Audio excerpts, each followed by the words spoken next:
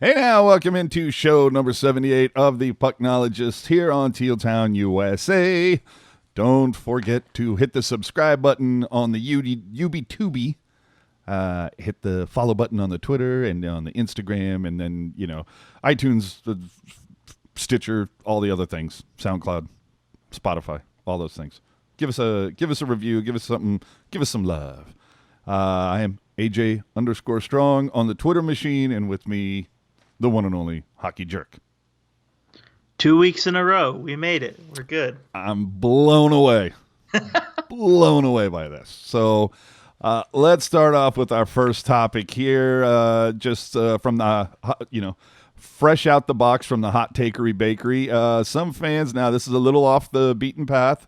Some fans on social media are lamenting an announcement from the San Francisco 49ers who are raising ticket prices, I believe, $20 a piece. But they're adding what they're saying, all-you-can-eat options. So they're going to bake in food to your ticket price. So there's evidently going to be some outlets, some concessions that have food that I don't know if you just go up there and show them your ticket and say, yeah, I want that, or I want 2 of those or something.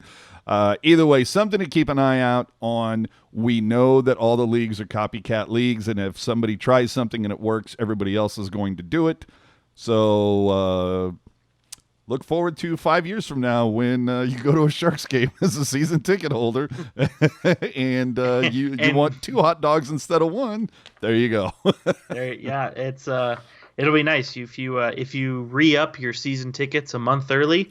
They'll give you extra Bud Light coupons. So. Oh, I thought you were going to be like they'd give you extra mustard or relish for the dog. But anyway. Well, I don't know. What is that thing they have? Sauce Town, Sauce Pad, or Sauce Place? Yeah, whatever. The sauce station, the saucery. I don't. I have no idea. But I think that's only specific to the new chicken place. I forget the name of it. Well, gosh darn it! What if I want barbecue sauce on they have it. my frozen custard? Then you got to walk your ass over to Love and Tenders and throw it on there. Hey, I'm just thankful for any type of a sauce. My whole thing is, would it kill you to get some Tabasco sauce anywhere near the Philly cheesesteak stand? That's all I'm saying. How about just get a new Philly cheesesteak stand? And that as well. Just saying, 2014 was like the Goldilocks zone for cheesesteaks at the Tank, and it so was. Oh man. Let's get to around the NHL. A couple of quick ones for you. After starting the season at 3-1 and giving their fans a ton of hope, the Red Wings have dropped 7 straight, so good on them. Drouin scored twice in a 5-2 victory over the Maple Leafs, so of course Sportsnet opened with talk about Auston Matthews.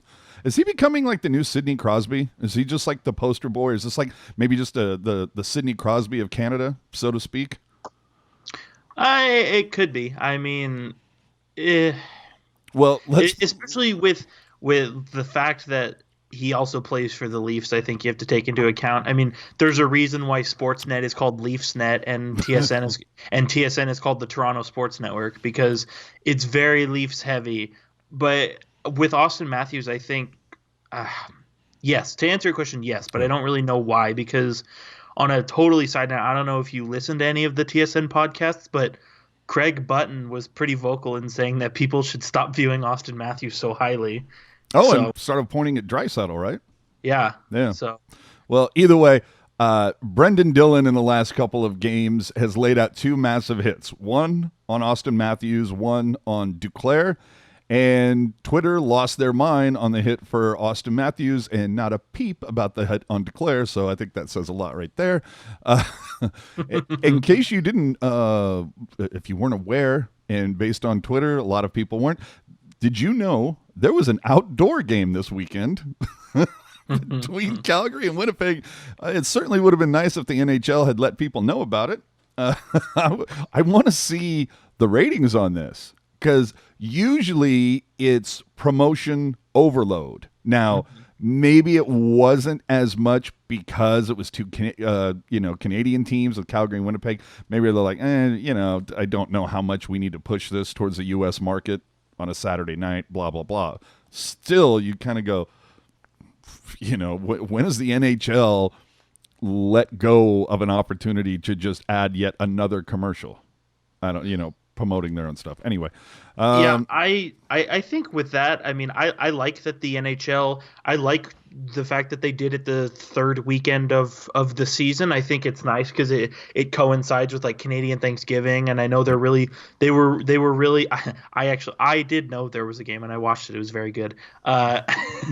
They really celebrated like Canadian Indigenous peoples, which I thought was really cool. So I think the NHL's execution on that front, I think, is perfect. It's definitely something they should do. But like to your point, in terms of advertising it and running a commercial, like do that stuff like way sooner. Like everybody talks about how boring August and September is for hockey. Why not be like, hey, open your eyes because we got an outdoor game in 2 months and it's gonna kick off the season. It's all great. And I remember the same thing happening 3 years ago when the Oilers and Jets played in the Heritage Classic. It was like, oh, there's a game outside today. What the hell? No, yeah. Remember, we're also talking about a league that the last All-Star game that they had. If I remember correctly, like they didn't get All-Star merch into the store until about a week before the game was being played. So, yeah. Well, and anybody who lives in San Jose can tell you there wasn't a single piece of signage until that Monday. Exactly. So, anywho, another thing that came out, I want to say this is from the Hockey News. I should have written that down. But a whole thing of, have we reached critical mass when it comes to NHL arena attendance? Are fans finally being priced out? 6 of the 7 Canadian NHL clubs failed to sell out home games over the last week, and buildings around the league that are normally filled haven't reached capacity this season. Like, is it a case of or like, I don't want to say like perfect storm, but is it just a case of they've finally reached their threshold, or there's just other entertainment dollar opportunities out there and people are saying, I'm going to check out something else? I mean, what do you think? I mean, I can't speak for really the only 2 teams I can speak for are San Jose and Vegas, but like I know with those 2 teams, with San Jose specifically, like, yeah, the Sharks have been very successful, like generally speaking, but in terms of Stanley Cups and, winning when it counts, it hasn't really been all that terrific. And it seems like the prices go up every year and there's 1,800 different, price points. If you pay $3 more, you can have, a row where there's not spilled beer versus, stuff like that. So, well, that it also seems to have coincided with the reverse sweep. You're 100% right. You would have thought that a couple of years later, a cup run, maybe would have had an impact, but I don't know that it necessarily has. And for Vegas, I don't think that you can judge Vegas at this point because it's still brand new and shiny. Let's talk about. Yeah, but I'm saying it's hard to use them as a comparison, a legitimate comparison when. First off, destination city, that's one thing, but it's the idea of it's brand new and shiny. The Sharks were selling out every game, but a bajillion different ways when they first came into the league. Right. So, but it's all the other teams aside from Vegas. That's still the new shiny, toy. But it's just, I'm wondering, and it'll be interesting to see what happens between now and the next year or two, because prices only go up. So I don't know, something to keep an eye on. Put a pin in it, people. Let's move on to the Sharks after week 3. Oh my Lord. Last time we spoke to you, the Sharks had dropped a game, actually the first of a home and home, to Buffalo, and since then the Sharks have gone 1-2-1 with a second straight loss to Buffalo, this time in overtime, picking up a charity point. A victory in Montreal, because for some reason, how does it go again? Montreal can't beat the Sharks. There you go. And the Sharks can't beat Buffalo, so it's a fun deal. And it also included losses to Toronto and Ottawa. Again, for some reason, with the exception of Montreal, the Sharks can't win in the Northeast for some reason lately. So why can't the Sharks beat Buffalo? 12-7-4 all time. And what the hell were LeBanc and Meyer thinking in overtime? But Couture would drop the hammer on them after a 4-3 loss. And since then, LeBanc seems to have picked up the pace. He's scored 3 goals in the last 3 games where Where's Meyer? To be determined. I am unsure. Definitely not with the team. I'll tell you that. Ooh, hey now. Montreal, Dell would get the start stop 35 of 37 as Kane would drop 2 on the power play, nearly a third on the power play, had me begging the question, has a Shark player ever scored a hat trick where all 3 came on the power play? And the answer I got was no. So we came this close in a 4-2 win. Why can't Montreal beat San Jose? Carey Price is a bum, and their building is stupid. And no, I'm just kidding. I think it's the same thing as why San Jose can't beat Buffalo. It's just it has to do with, I don't know, luck, the quirk of the schedule, fatigue at certain times. I don't know. I don't think there's a real mystical reason for it. I just think it's one of those things where it keeps happening enough times to where you sense a pattern. But I feel like it's like Mark Edward Vlasic. Okay, if we only win one game, you assholes, it better be against these guys. and it's very interesting too because obviously Carey Price is a really, really good goalie, but I feel like whenever he plays the Sharks, I feel like they make him look very pedestrian. Yeah. I think it all started, if you remember back to March of 2008, I know I do, there was a certain individual who played defense and scored a spinorama goal on Carey Price, and I think from that point, I think his feelings might be hurt. All right. Invoking a little soupy, I like that. But I mean, Montreal hasn't won in San Jose since last century, literally. It's a great time to be alive, isn't it? Right. And of course, in that game, social media lost their mind to a certain extent because Tim Heat only played 3 minutes. So, really quick, was I alive the last time Montreal won in San Jose? I am unsure. Do you know what year that was? To be determined. So we go over to Toronto. They raised a banner and retired Marlowe's number. First 1,500 game as a Shark. I'm only kidding. LeBanc opens the scoring in a 4-1 loss. The Sharks take 5 penalties, which seems to be a theme. As I stated earlier, Brendan Dillon really got a good hit in on Auston Matthews, but Twitter went crazy, clearly forgetting what happened in the playoffs last season when it came to hits and what was let go.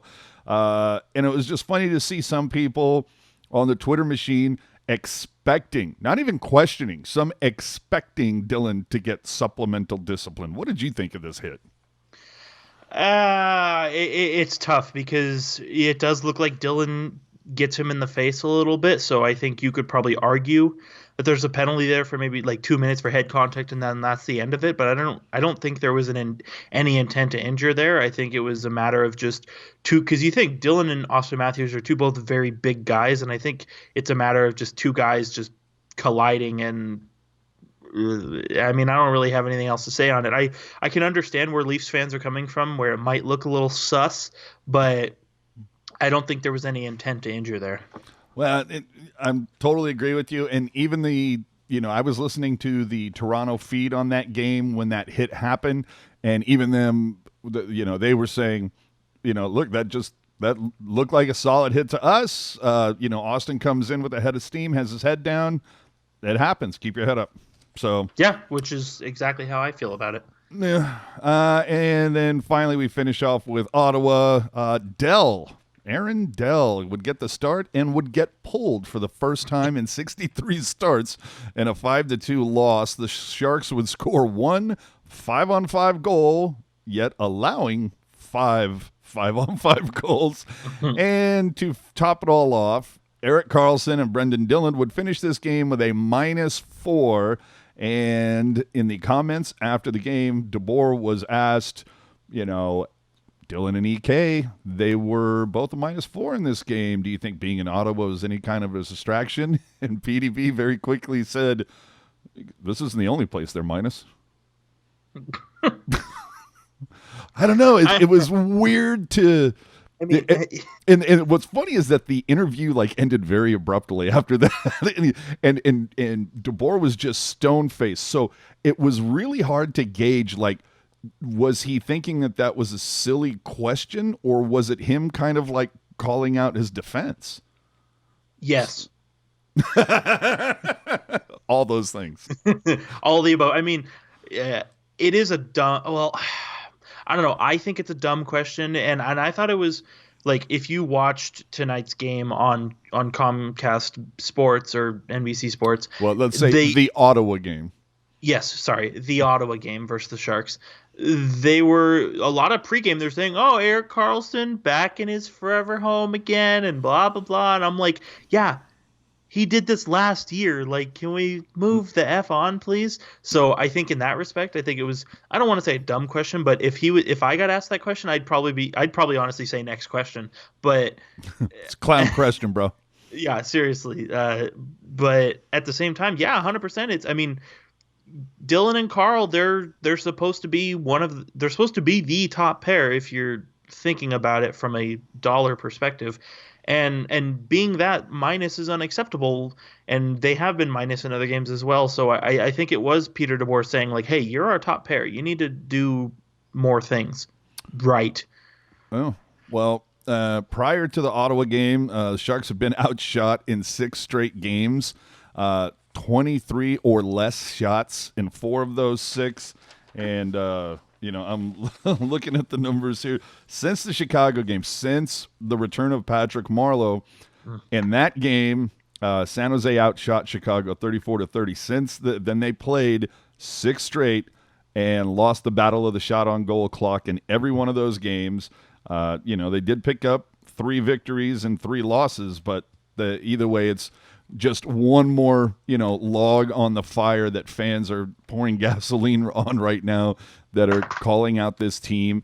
And right now, I should say coming into Ottawa, the combined plus minus for Vlasic, Burns, and Erik Karlsson was a combined minus 23. And both Burns, and at least at that point, I believe, I can't remember who else, but Burns and Erik Karlsson, if they're not top 2, they're 1 and 3 for leading the league in time on ice. Yeah, 1 and 3. Yeah. So, do you know who took over the spot? Because when I checked it a couple days ago, it was Burns and Karlsson 1 and 2. If I had to guess, it's probably number 2 is probably Connor McDavid, only because no, it's a defender.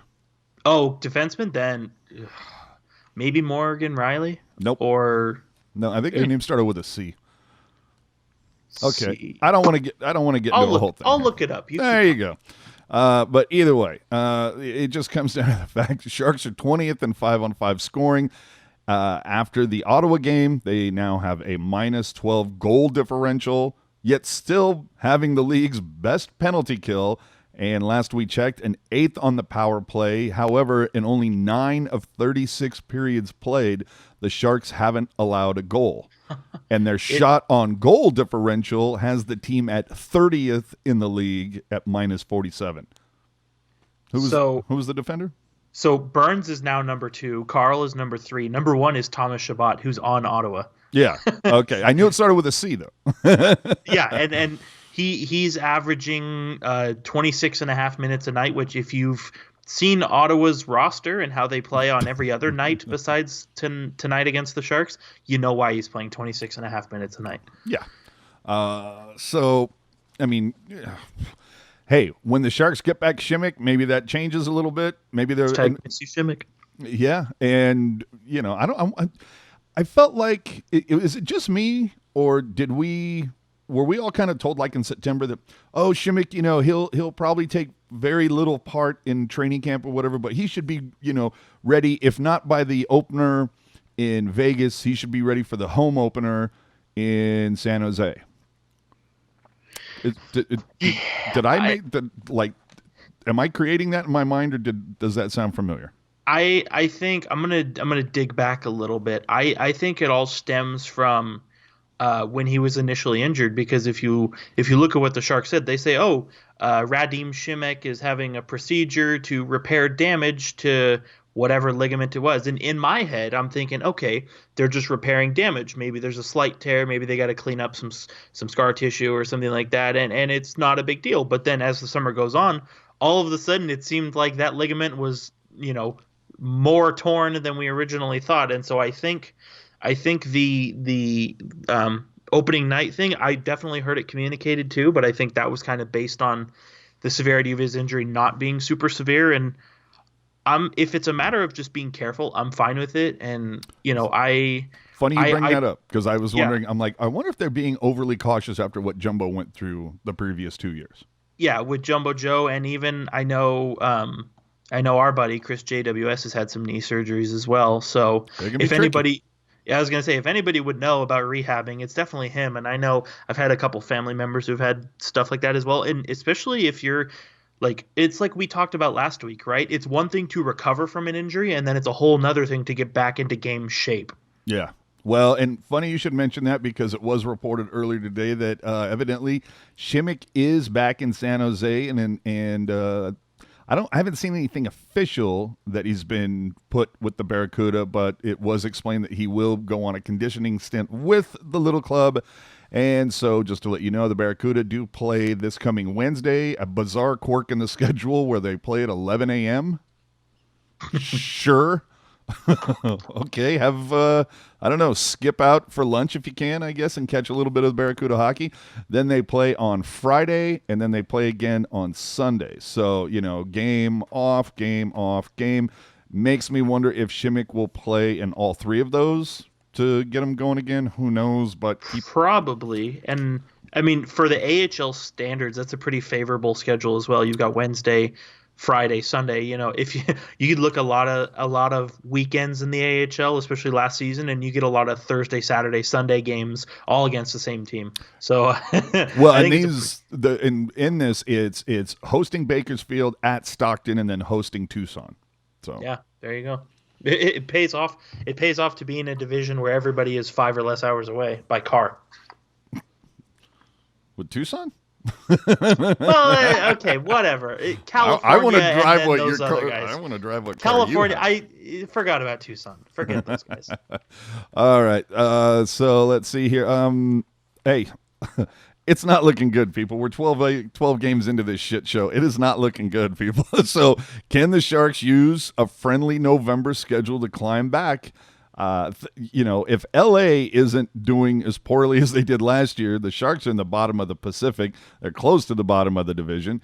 But the good news, I guess, is after going to Boston to face the hottest goalie in the NHL, so I'm sure that'll work out swimmingly, the Sharks will get 8 of 9, 9 of 11, 11 of 15 in November at the Tank, and this is the first time I can remember in forever that there is no travel for the Sharks around Thanksgiving. Like, I remember the last couple of years it was generally playing Vegas the day after Thanksgiving or the day before or something like that. It's funny that you say that because I think they actually do play Vegas the day after Thanksgiving, but it's at home, I want to say. No, right. This year? Yes. No. They play Vegas They play at Vegas the week before Thanksgiving.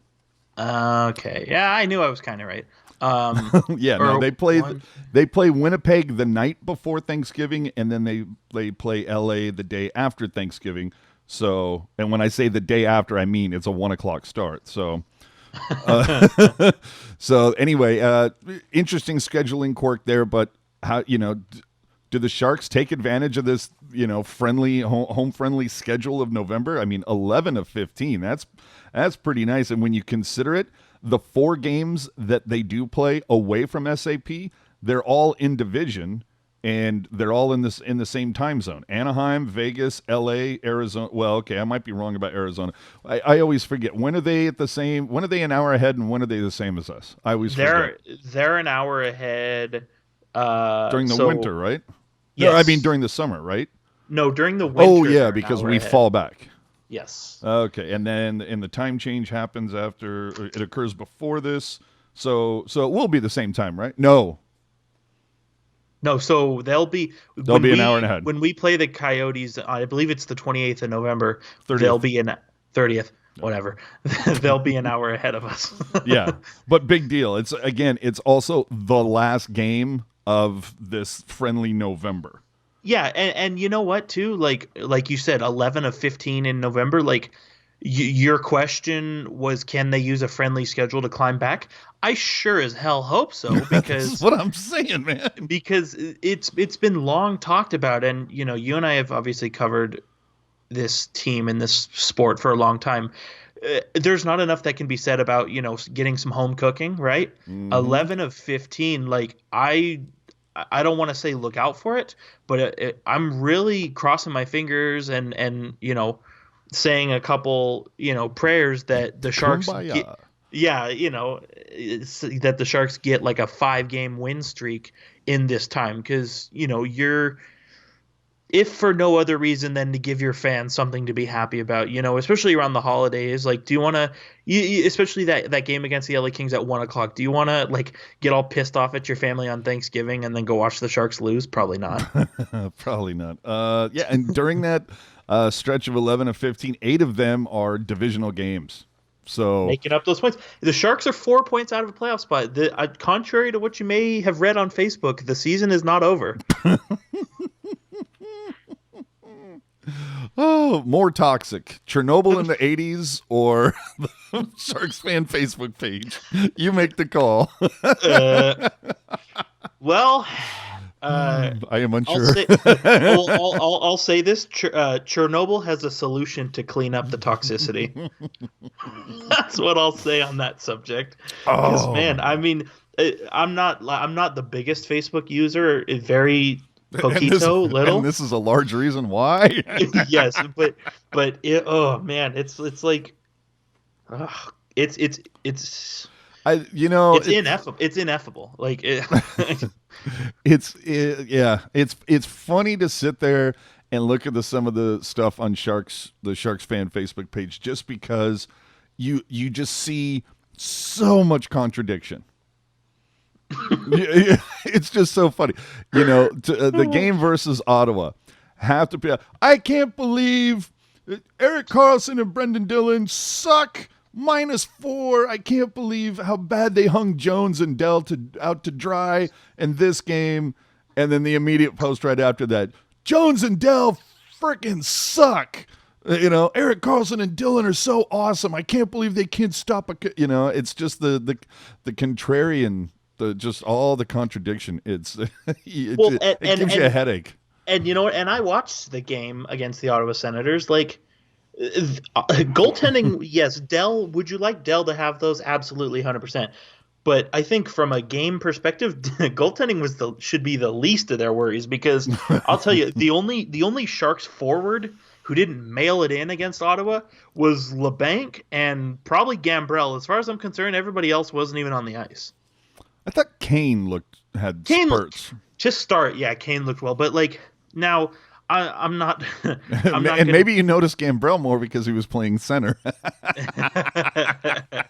And I'm not going to be one of those people who says that you need some guy who's going to just beat the crap out of everybody and do all that stuff. But when DeBoer said that the team needs to be more physical, I agree with him. How many times do you see somebody on the opposing team? I saw it especially with Ottawa tonight, where they'll go in the corner to get the puck, and I'm watching the game in my head thinking, I'm like, okay, you got to hit this guy here. Even if you don't like obliterate him, at least bump into him or brace against him.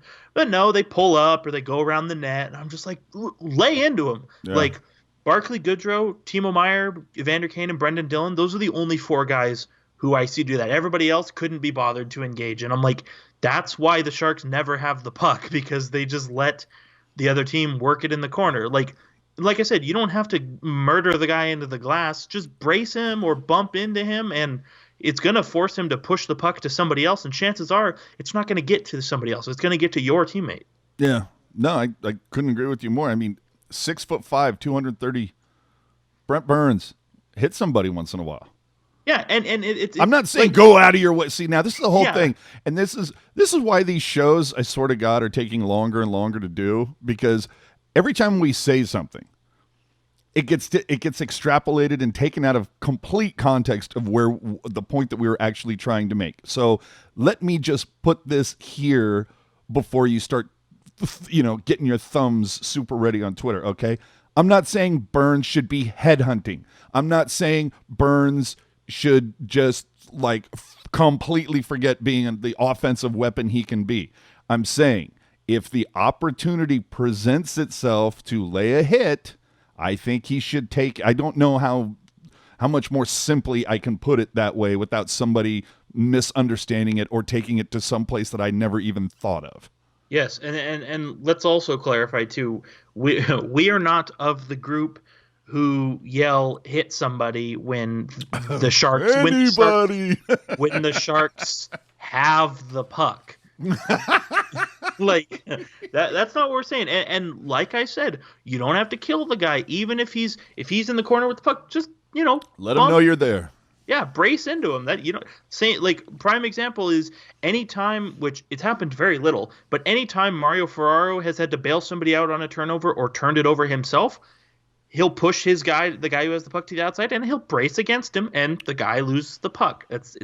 I mean, I've never played in the NHL, I've never coached in the NHL, but I'm pretty sure we know what we're talking about here. I mean, I've watched some hockey. Hey, speaking of which, you bring up Mario Ferraro, and I posted something earlier today, and I just said, hey, hear me out. Pair Ferraro with Brent Burns. I'm down. See, now, and the reason why I say this is because, as you said, Ferraro, he does have a little bit of a physical, or I should say physicality to his game, but the thing is, he's speedy. Mm-hmm. And I think he is more defensively aware than people give him credit. And I think him and it is a righty-lefty match, which we know PDB just lives for. So I kind of like that blend. And along with that, I'm kind of thinking, you know what? Maybe we need to put Vlasic back with Erik Karlsson. Now, it didn't work at the beginning of last season for quite a stretch when it was tried, and then for some reason Dillon and Erik Karlsson found a groove for a while. Well, Stella lost her groove. Karlsson and Dillon don't seem to be working out. Now, granted, we're not going to sit here and point everything at plus minus, but the fact of the matter is it's not good right now. And hell, we've tried every other combination at the on forward. Might as well jumble up the defense while we're at it. But I don't have a problem with that. And then maybe you have Dillon. Who does that leave? Then Dillon and Heed. I don't have a problem with that. They've played together before. Exactly. I think honestly, and I make this joke pretty frequently, but I think you could pair Dillon with like a shooter tutor and he'd play fine.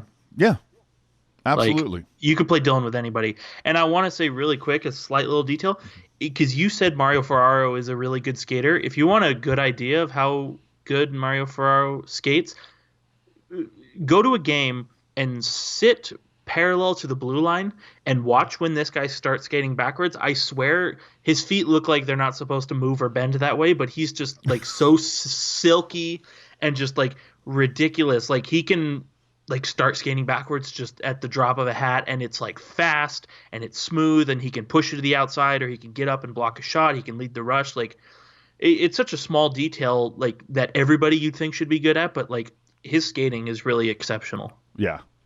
And so I would I'd be interested in seeing him with Burns.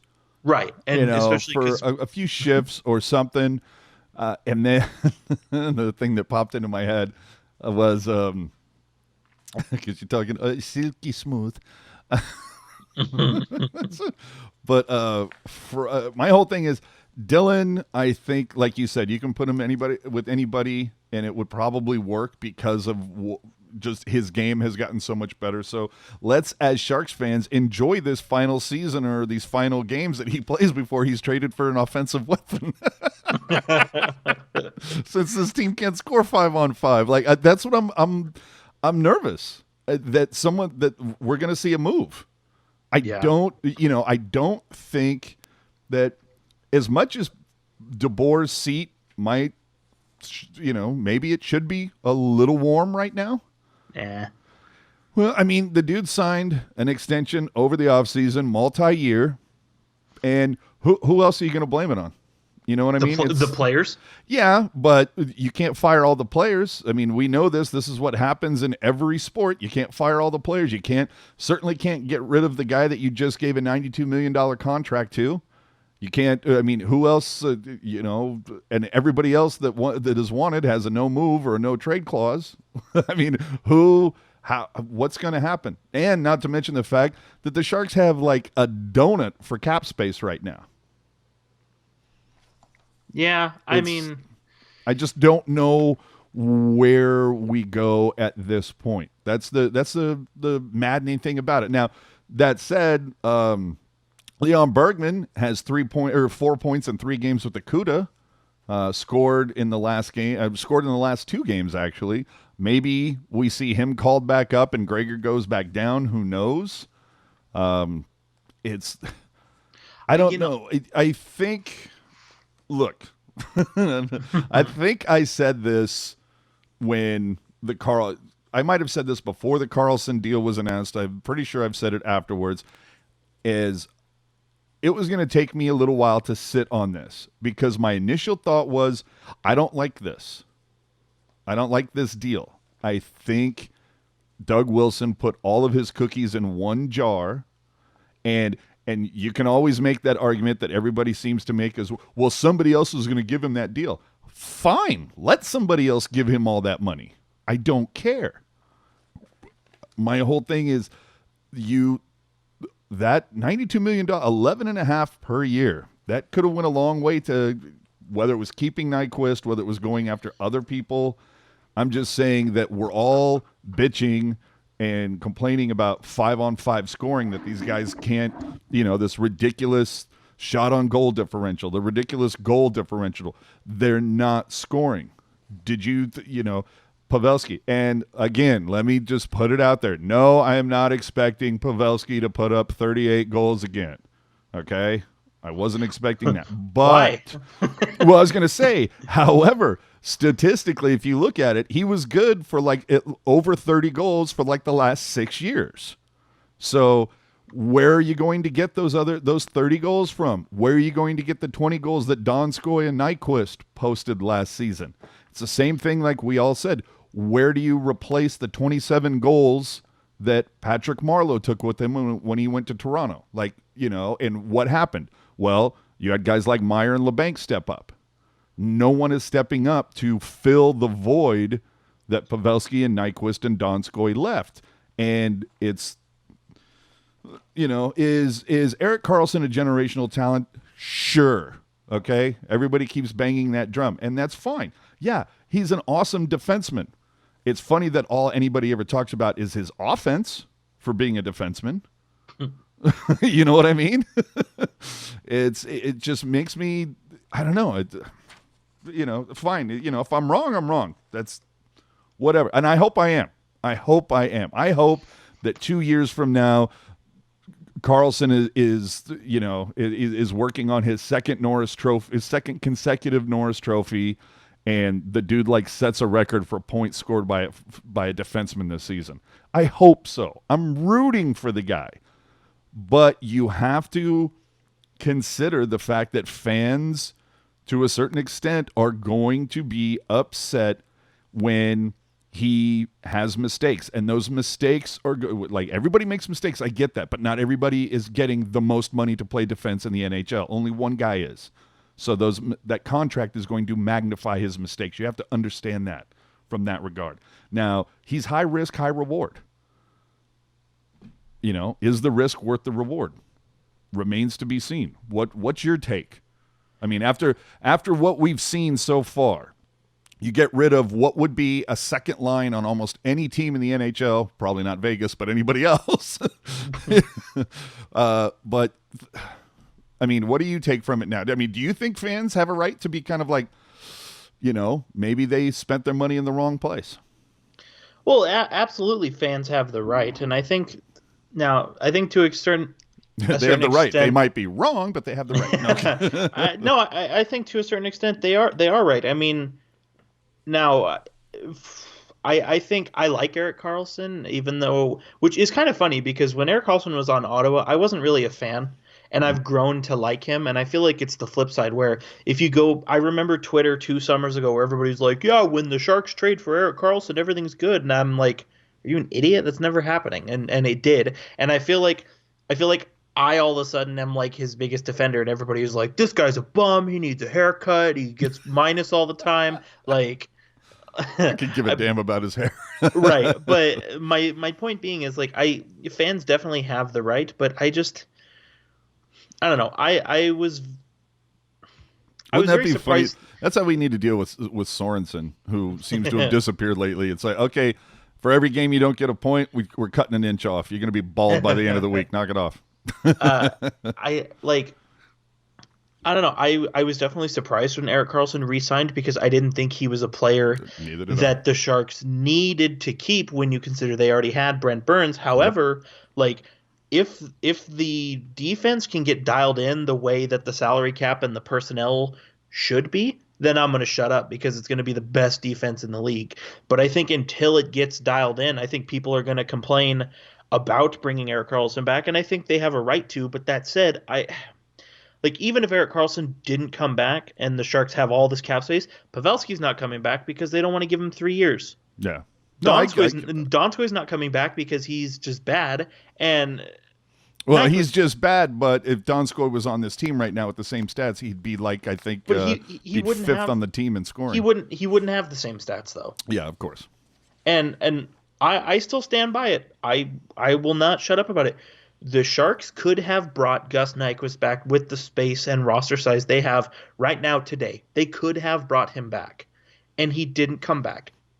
So the Sharks. And how good of a piece would that be right now? How bad do the Sharks need help on right wing? Like I was like, and I'm still a little pressed that he didn't come back, but the Sharks could have made it work, and it didn't work. So I think people need to stop saying, oh, well, these guys could have re-signed if Erik Karlsson didn't. No, nothing is for certain. You could have all the cap space in the world, but if a player thinks your team is a dump, he's not going to sign there. Yeah. And I'm not saying that Pavelski, Nyquist, and Donskoy think San Jose is a dump, but I'm just saying you can, like, if I say, here, AJ, here's $1 million. Can you come do XYZ for me? If you don't want to do XYZ, you're going to tell me to take the money and toss it. You know what I mean? Mm-hmm. I get it. So I get it. It's tough. Erik Karlsson deserves criticism, but I don't think we should 12 games in be like, well, we should have never signed it and this, that, and the other, because, logic would say it's going to turn around. It would say that. See, the thing is, I don't know. I just get tired of, I don't know, the defender, the excuses, I guess, but that's like, oh, well, he's a new dad. He just had a kid. Give him a break. And I get it. Yeah, he's human. He's going through, stuff that's brand new, and it's super duper awesome for him.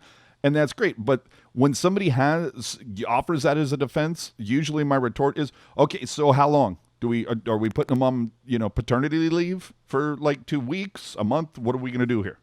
Like, whenever I hear like the excuse, well, it's like, well, there's this. Well, it's here's excuse A, here's excuse B. Okay, you want to say that him becoming a new dad is an excuse for poor play? I will agree with you if you agree that, okay, well, let's put a time frame on this. When is it okay that we can now criticize him without that being used as an excuse? You know what I mean? Right. I just get tired of hearing that argument. And I get it. They're all human beings. They all have lives. I totally understand that. You see guys that some days they're the friendliest people, most outgoing. They will sign literally anything you want them if you ask. They'll take 20 photos with you, whatever you need. And then there's other days they're turned off. They don't want to be bothered by anything because they're having a bad day. So, look, they're all human. But my whole deal is I just see so many of the defenders, and they all point at that run between like the beginning of December last season up until he got injured in Arizona in mid-January, and it was a remarkable run, that like 20 games or whatever. So okay, well, what's the excuse now? Like, where is that run? How come we're not having that run again? You know what I mean? Mm-hmm. I mean, a dude is putting up points, but I'm watching the Ottawa game, and it's like literally every time the puck went past a Sharks goalie, Erik Karlsson was right there. And and again, now let me put it out. I'm not saying every goal is only Erik Karlsson's fault. Are you sure? Yeah, because honestly, I so appreciate the people that take the time to listen to us whatsoever. But then sometimes I see some of the comments, and I'm looking at a couple of the comments, and I'm like, did they even listen to what I said? Or it's like, oh no, they heard what I said, but they also heard more than what I said, or they took it to a different place. So it's like I feel like I have to constantly explain myself far more than I should, because people just are filled with assumptions. Well, and let me make a quick point here, and then we can move on to something else. So, a lot of people are talking about Brent Burns and Erik Karlsson having awful plus minus, and I mean, and Vlasic, yes, and Kevin LeBanc. Okay, rightfully so. I mean, plus minus is kind of a stupid stat, but it's still a decent indicator of where you're at, right? But it's too now. I'm not saying that it's expected that they have such a poor plus minus, but I'm saying when you have the most ice time, it's definitely amplified. Yes, Erik Karlsson is minus 11 right now, but he also averages 26 minutes a night. Now, let's flip that around really quick. Mario Ferraro is minus 4 right now, but he only averages 15 minutes a night. So if you say, okay, Ferraro, you're going to play 10 more minutes per night, do you think his plus minus is going to stay at minus 4 given where the team as a whole is? Probably not. No, and I think that's a great way to explain that. And I'm not saying it's an excuse for him to play like crap, but I'm just saying when you're on the ice the most, you're going to get most of the stats. See, but the average fan doesn't think about that. What the average fan thinks of is okay, look, I see that Karlsson made this mistake and this mistake and this mistake, or Burns did that starfish defensive thing and he made a mistake, or he, there was some mistake made by those guys. When Ferraro makes a mistake, what's the excuse? He's a rookie. Even then, I haven't seen Ferraro make very many mistakes. Oh, I haven't. Neither have I. And then like Tim Heed, I don't think he's been on the ice for a goal against this entire season. Now, granted, he's secret weapon. Yeah. Now, right. Now, granted, he's averaging 4.5 minutes of ice time, somewhere in that neighborhood. But the fact of the matter is, he still hasn't been on the ice for a goal against. Yeah, but the other thing too is that when you look at guys like Ferraro and Heed, you sit there and go, okay, that's fine. And again, why aren't we bitching about them? Because Heed and Ferraro aren't making $8 to $10 million. And so they expect them to be a much better defenseman that produces much more. If Erik Karlsson was making $5 million, I guarantee you he doesn't catch half the crap that he does on social media. You know what though? Unfortunately, if let's flip it around. What if Erik Karlsson was plus 11 and he was putting up like John Carlson numbers right now? Which, if you don't know, John Carlson, the defenseman, leads the league in scoring. Let's say Erik Karlsson's plus 11 and putting up John Carlson numbers. I guarantee you people are going to still bitch about how much he makes and how Pavelski didn't come back. I would disagree with you on that. I know I wouldn't be talking about Erik Karlsson at all if he was leading the team right now in points, and not, again, with the whole plus minus argument, or not argument, but the point that you had made about, when you're playing damn near half the game, of course certain numbers are going to be affected. If he's leading the team in points, and it's like, goddamn right, because he's leading the team in salary. That, makes sense. Yeah. You mentioned the average fan. I want to know what the informed fan thinks. The informed fan believes that the last time the Jumbotron was replaced was 2007. That's what the informed fan believes. That's where we're going. Hashtag confirmed by the president. Hashtag stop crying. Let's just end that there. I understand though. I too sometimes can be in denial when it comes to facts. So I'm at this. I don't, and a lot of this is born from frustration. You look at this team on paper, you would think that they wouldn't be where they are, but I think we need to go back and, okay, it's 12 games. And again, that's the other argument that I hear when people are kind of a little upset about where this team is. Hey, it's only 8 games. It's only 10 games. It's only 12 games. And so that's why my response is, okay, so what game is it where they continue to still play like this and look like this? At what game for you is it okay that, okay, now you can reach for the panic button? You know what I mean? Yeah, is it 20 games? Is it 15? Is it 25? Like, just give me a number and then we'll go with that.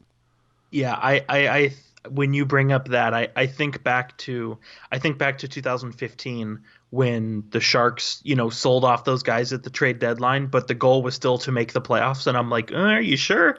Oh my God. And then how much did we hear about the 3-game series, or not series, but the 3 consecutive games that they had played against top teams that they had won? It's like, well, we beat LA and we beat Anaheim and we beat Chicago. And then what happened? Well, yeah, you didn't win a game, and that was at the end of January, and I think you won 1 game in February, and it wasn't even at home. I remember a couple things to totally get on another subject. A couple things I remember from that. Number one, the Sharks were in 8th place in the Western Conference and lost the Stadium Series game to fall to 9th place, and they never made it back to the playoff security. Number two, you mentioned that awful February. I remember that. I was at I think the last game of February that was at home, and somebody who may or may not have had a few too many cocktails knocked over a trash can in frustration. So I'm glad we're not serious? back. Yeah, it's a true story. I was going down the stairs because I was like everybody else. I was pissed. I'm like, this game sucks. I'm going home. And so I'm going downstairs, and homeboy clearly had too many Colorado Kool-Aids and was like, God damn it, and like shoved a trash can and left. And look, I was like, I apologized. All right, how many times? I'm kidding. No, I'm not like to get back on track. I'm not saying that's where we are, but I'm just saying I feel like I could see, like how soon before we're it's only 30 games. We're not even halfway there. Like how soon before that becomes the conversation point. Thank you. That's exactly. So it's like, when do we get to that point? And then once we reach that point, St. Louis was in last place on January 3rd. Here we go.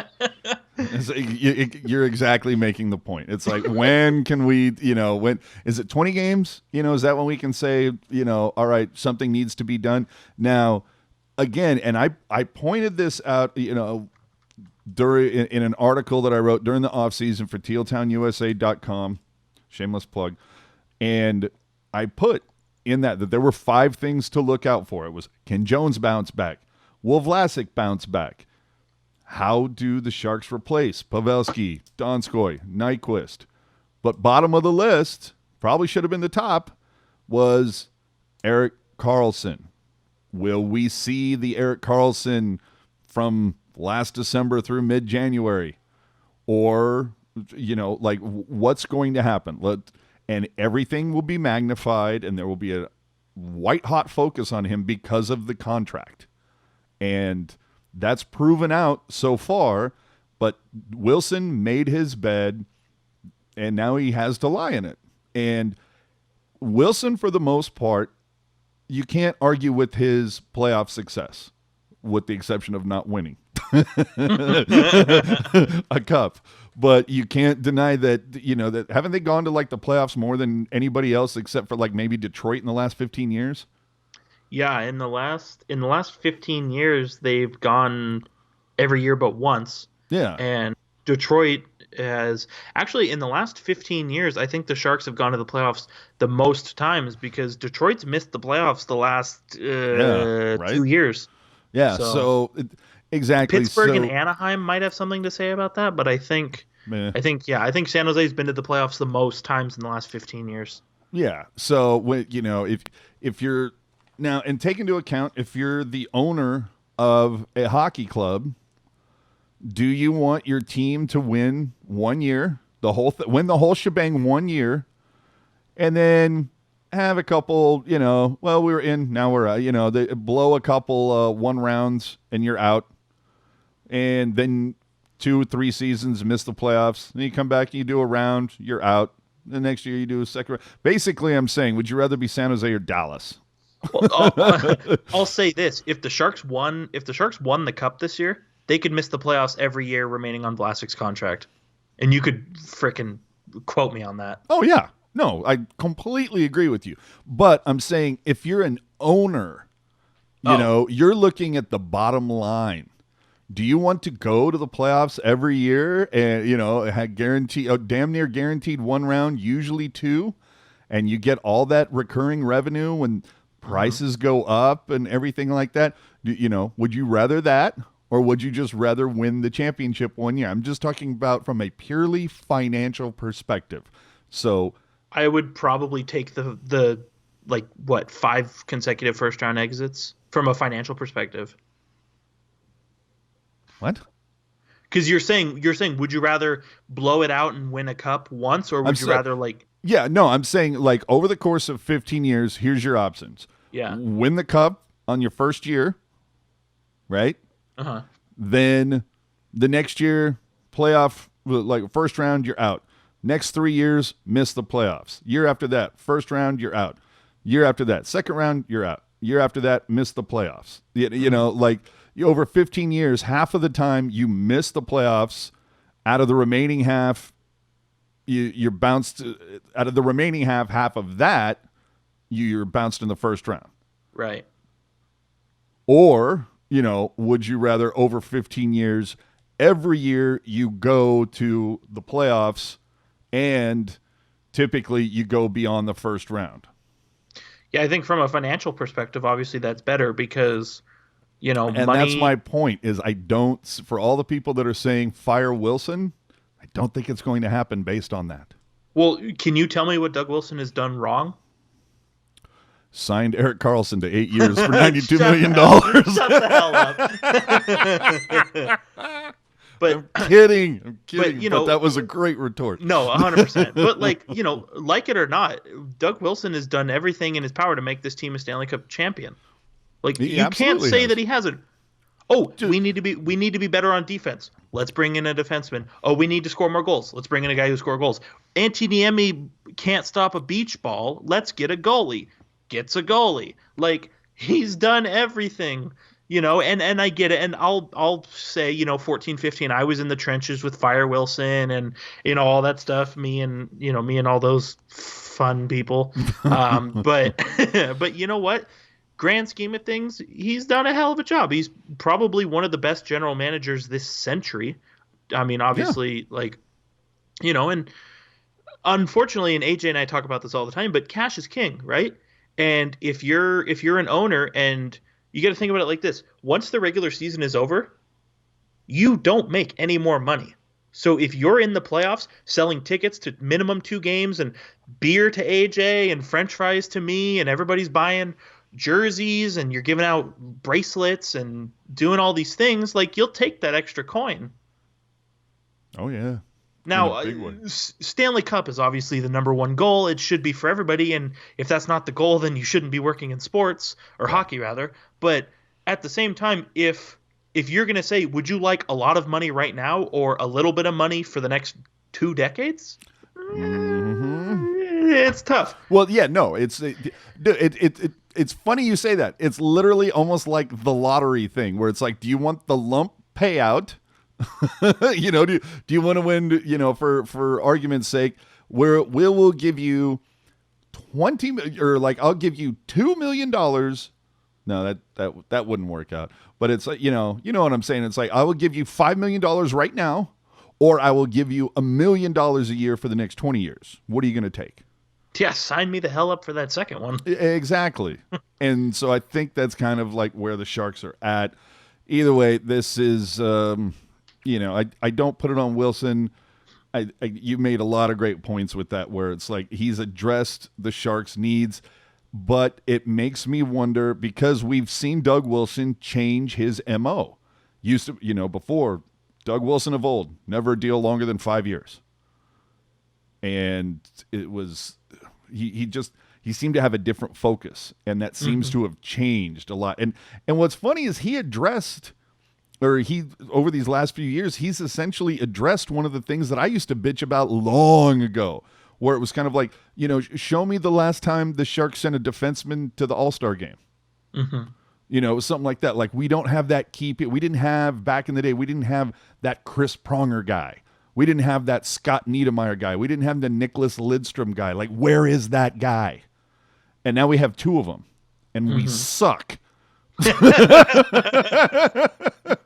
So it's just, oh my God, this is just so maddening. And so it just, you look at all the, like you were saying, all the blockbusters that he's won, the Thornton deal, the Burns deal, all these blockbuster moves. Even the Kane deal. Right? Getting Jones. Yeah, like... didn't give up a whole lot for that. I mean, a first rounder, but how high was that going to be when they went to the Cup? Yeah, that was literally pick number 29. Yeah.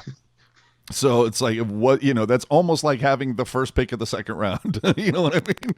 Yeah. So you really didn't. From that perspective, it's a good gamble. Yeah. And so, and you looked at what Jones had done at that point. That was a solid gamble. Now, granted, Jones of last year, not great.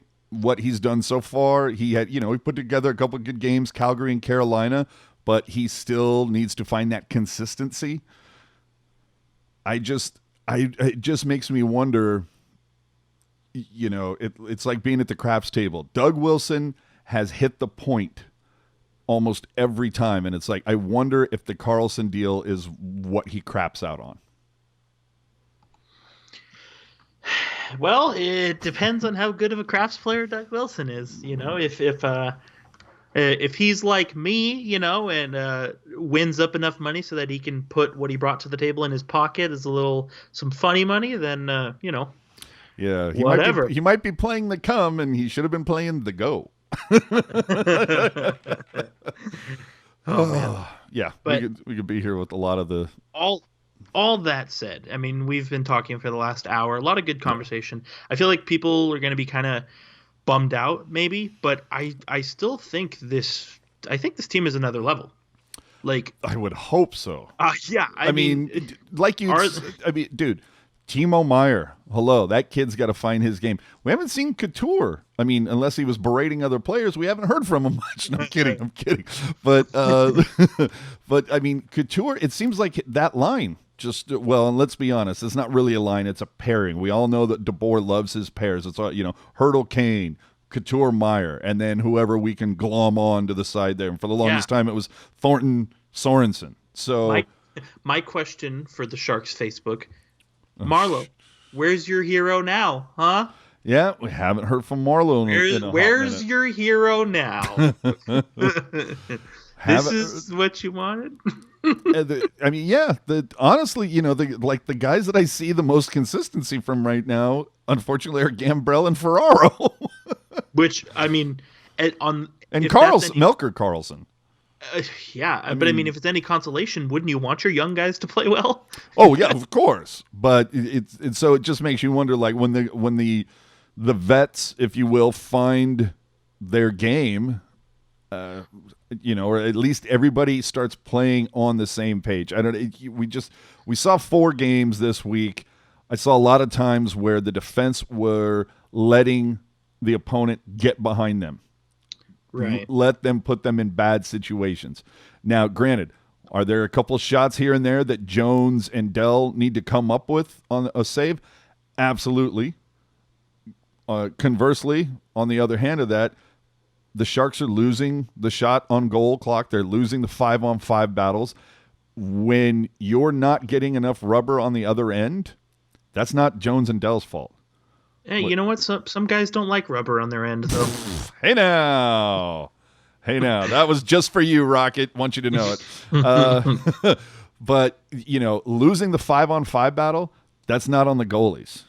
You know what I mean? You're giving up 5 well, obviously you gave up a goal, so it's a little bit on the goalies, but you get my point, was that if you're giving up 5, but you're only scoring 1 5-on-5, you can't put all of that on Jones and Dell. Well, and It's like, does your goalie score goals? Only if he's named Nabokov and plays in Vancouver. Right. But that's what I'm saying. Is like, yes, your goalie should stop a puck, but you should also score goals. Yeah, you got to help the guy out. And again, it all comes down. We can invoke a little Brody. In fact, that'll be the last thing I talk about, and then we'll get out of here. Brody with his hashtag 2 or fewer. You look at the last 6 games here. In the last 6 games, the Sharks have let in 4 or more goals. Start that hashtag.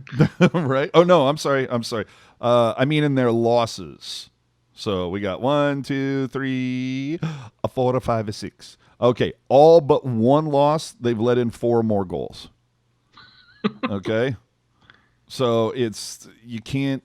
And then finally, speaking of Brody, look, everybody knows I love Brody. I think he is awesome, and I'm not saying anything disparaging about him. And I would straight up ask him this to his face.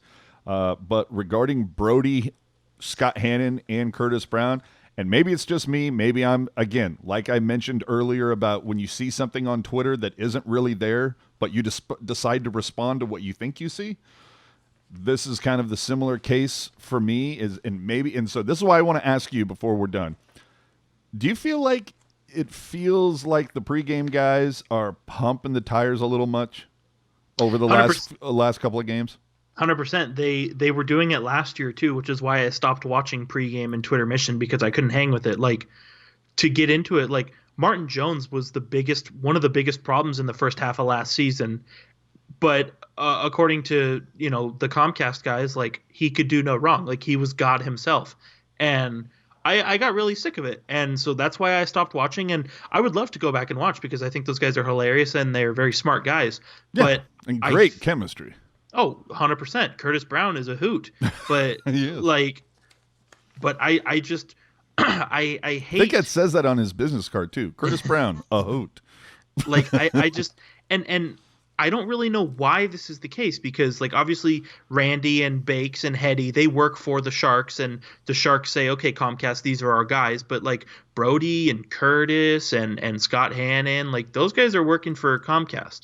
So they don't get a check from the Sharks, but you have to believe that the Sharks definitely have there's probably influence, but yeah. I mean, they say, well, I'm going to talk about what my boss wants to talk about, right? And I just don't know where it's coming from, and I don't know. I am unsure. Well, there is definitely, to answer your question, there is definitely some tire pumping, and I don't like it, because, like, the truth hurts, but the truth is still the best thing out there. Yeah, and it feels, I don't know, and it was just a vibe that I'd been getting kind of recently, where it starts to feel a little disingenuous, or you just, I don't know, maybe don't take their analysis as seriously as you would if you actually heard some criticism on occasion. I've heard over this last 4 or 5 games, Jamie Baker is kind of laid in. I love Jamie Baker. I love Jamie Baker. As do I. And I've heard him lay in a little bit of criticism. But to me, it all harkens back to what Drew Remenda told us is, how do you expect me to have any credibility in my praise if I'm never allowed to honestly critique them? Yeah. And that's, I don't know. And it's just something that I would like to see change.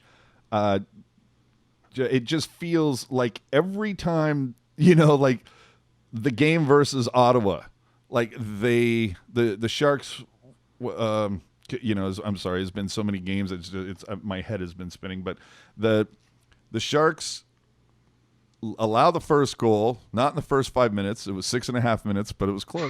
But the Sharks get it back on a power play, but then they allow Ottawa to outscore them after that 4-1. But at the end of the second period, and the score is 4-2, and the Sharks allow a goal with less than a minute left. And instead of saying, talking about, well, that's one you can't have happen to you. You can't do that. And I think, if I remember correctly, like the Sharks have let in a goal in the last minute of the second period for like the last 3 games. Somebody fact check me on that. Leave a comment. It'll probably be the only thing commented on in this video, but AJ was just wrong on that. Okay, I get it. I get it. It's okay. Take it down a level.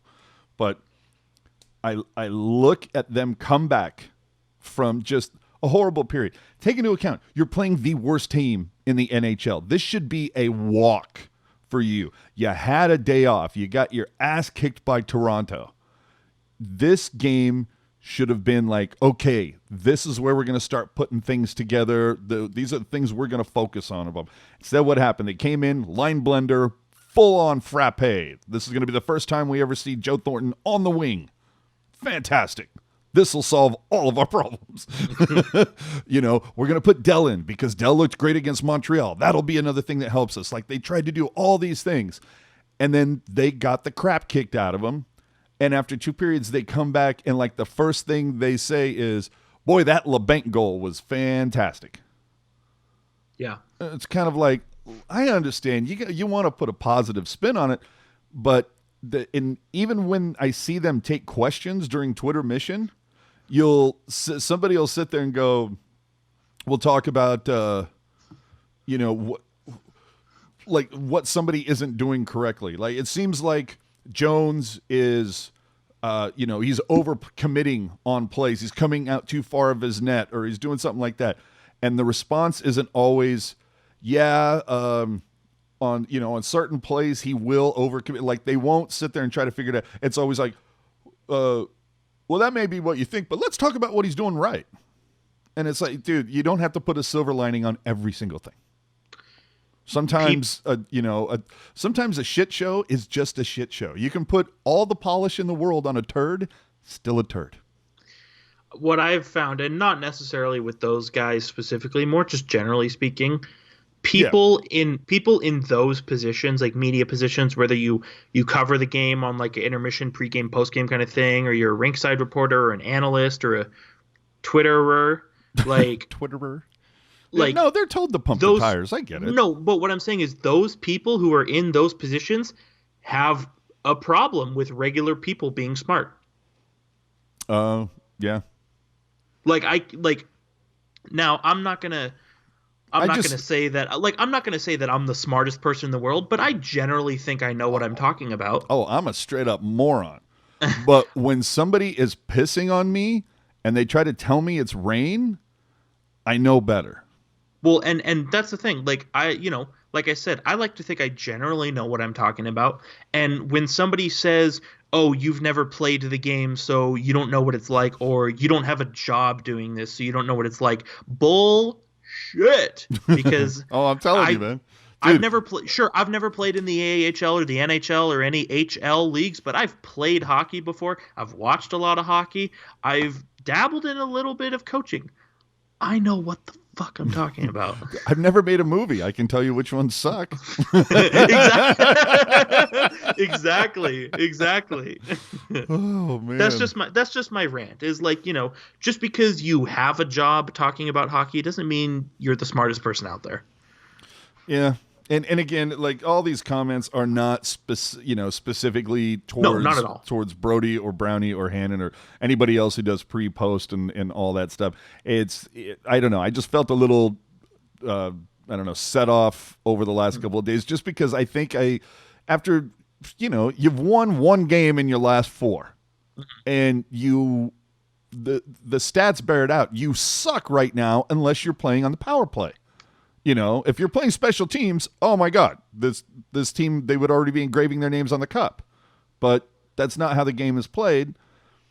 And so I think it would just be refreshing to hear them call it out a little more honestly. And that, again, that goes for everybody. That's across the board when you hear, obviously not the national guys, but when you listen to the home or away feed for certain teams, of course there's going to be some bias here and there, but God, do I really miss the days sometimes of hearing Drew Remenda straight up call out a guy. Like, what the hell are you doing right there?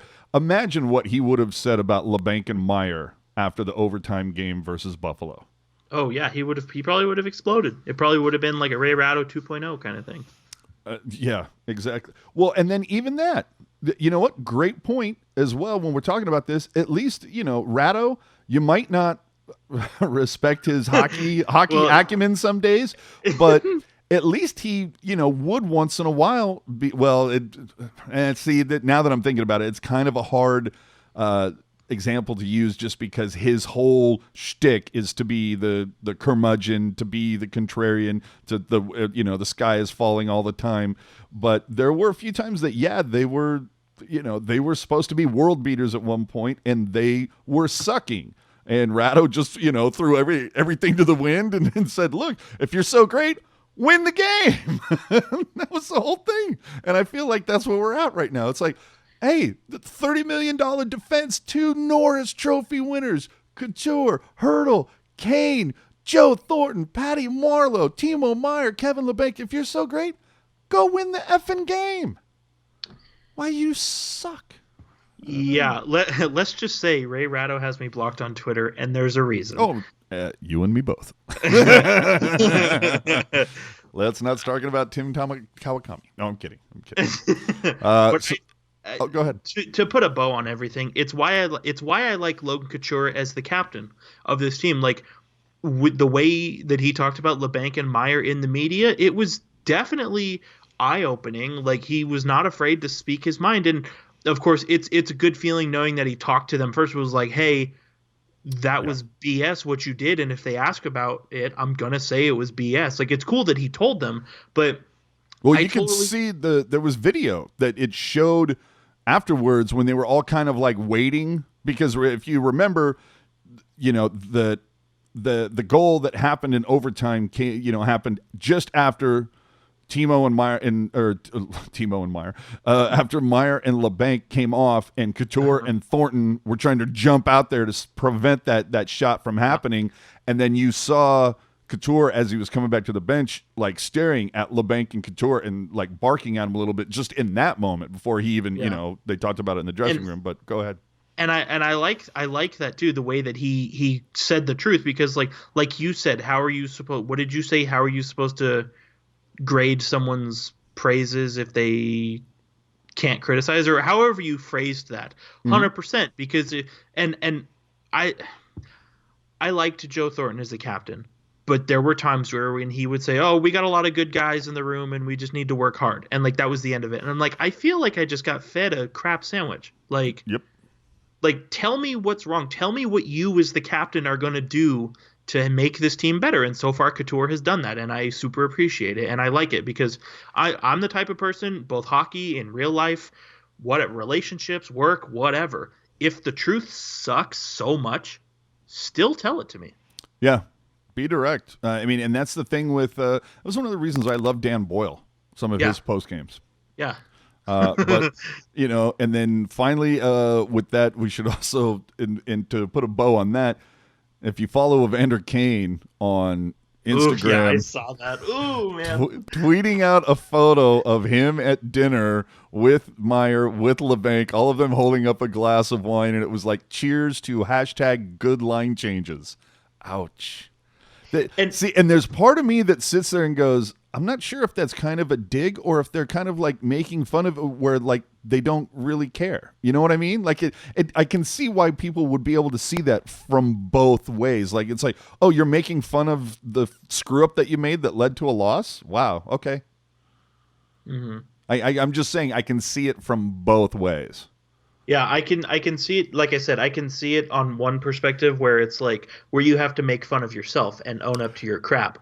Exactly. But then I could also see it. Unfortunately, I could see it on the other hand where it's like, yeah, F you, Cooch. We're gonna keep doing it how we want to do it. You know, yeah. I don't think it's like that. No, I don't. But I can see people seeing it that way. Yeah, I mean, if you want to know more, you can go on to facebook.com/sanjosesharks.